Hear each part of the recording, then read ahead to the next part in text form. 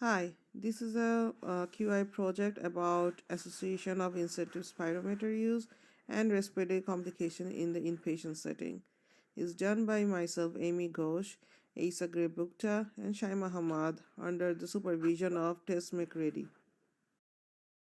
So, in the introduction, we talk about the incentive spirometry, which is a form of a respiratory therapy used to encourage deep breathing. It typically involves the use of a device that provides visual feedback and encourages patients to take slow, deep breaths to maximize lung inflation. The primary goal of incentive spirometry is to prevent or treat respiratory complications, particularly after surgery or during periods of prolonged bed rest. It also helps by improving the lung function, clearing secretion, and strengthening of the respiratory muscles.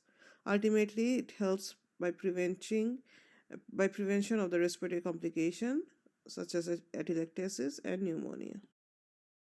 So the goals of this study was to assess the efficacy of incentive spirometry to prevent the respiratory complication, establishment of protocols to prevent respiratory complication, optimization of protocols to encourage effective use of the incentive spirometry, evaluation of proper patient education as well as adherence, comparing incentive spirometry use with incidence of respiratory complication in the hospital setting.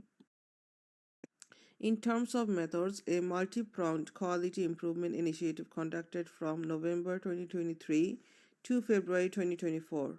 PDSA cycles were planned and implemented as a continuation of this QI initiative.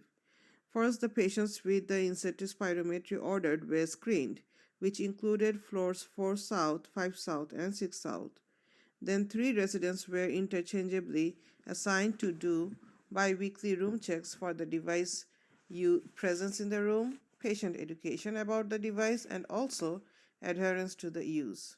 So the goal was to correlate the device usage with respiratory complication in inpatient settings, subsequently increasing the usage of the device and compliance, which will lead to prevention and decreased incidence of post-op respiratory complications.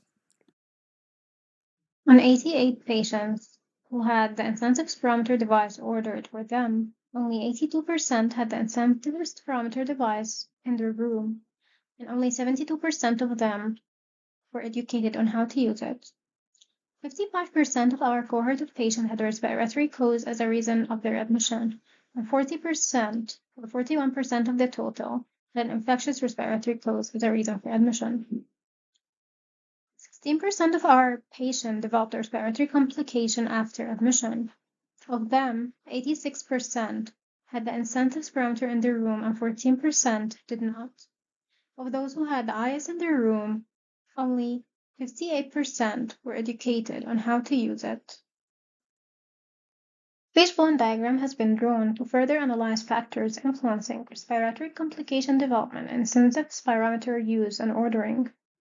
And the EMR remained unclear on who's responsible on ordering the incentive spirometer, educating the patient, and monitoring its use. In most cases, it has been the nurses, the residents, or physician who ordered the incentive spirometer or the respiratory specialist. No automatic orders for incentive spirometer have been placed for patients who are at high risk of aspiration, developing a respiratory complication, or are already with a respiratory complication on admission, for those who are bedbound or post-surgery. No automatic orders for speech pathology assessment for these patients as well.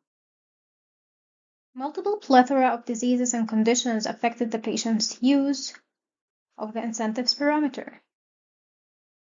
Patients who were demented or delirious could not remember how or when to use the device.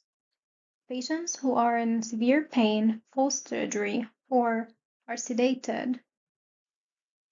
Those who were depressed, demotivated, or fatigued could not use the device.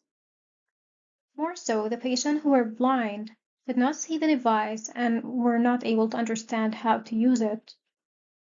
It was presumed that patients who were under isolation precautions, admitted with COVID, RSV, or flu, were undereducated. and the use of incentive spirometer device. It was also noted that the location of the patient on the floors may affect the education and the frequency of use of their device. The initiative was developed between transitional year residents, nursing leadership, respiratory therapists, and QI leadership.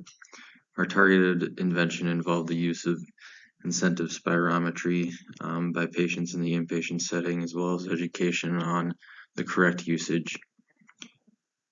After implementation, it was found that the incentive spirometry orders and education showed a minor decrease in respiratory complication rates. Our intervention had a minor impact on decreasing the rate of respiratory complications. It did also help us find that there needs to be a standardized procedure for who educates patients on incentive spirometry use.